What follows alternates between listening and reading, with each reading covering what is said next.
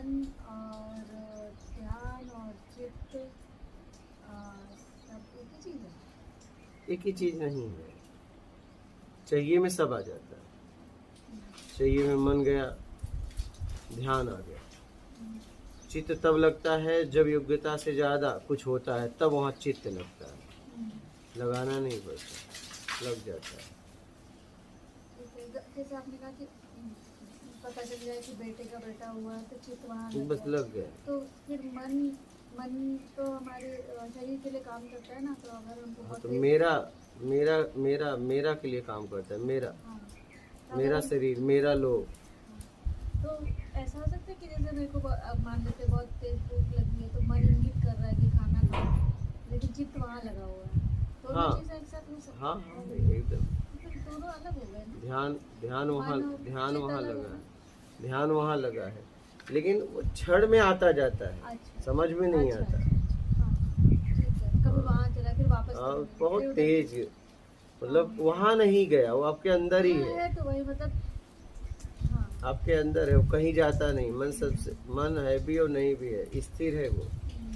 जैसे मोबाइल में, कंप्यूटर में एरो स्थिर है, उसको आप ले जाती है क्या? समझ वहाँ चला गया तो उसको हमने चित्त का नाम दे दिया।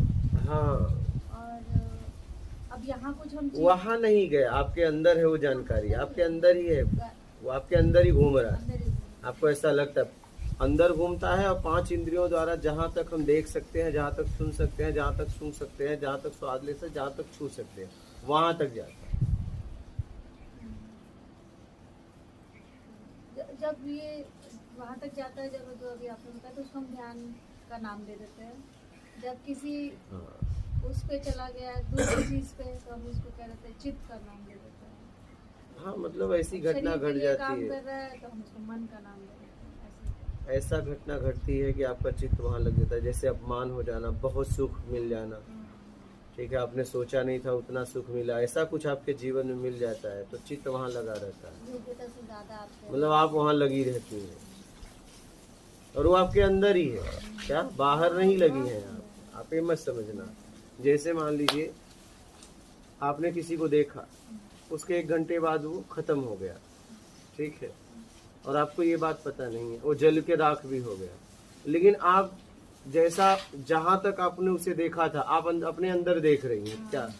अगर बाहर देखती तो जलना भी देखती ना। बात समझ रहे हैं?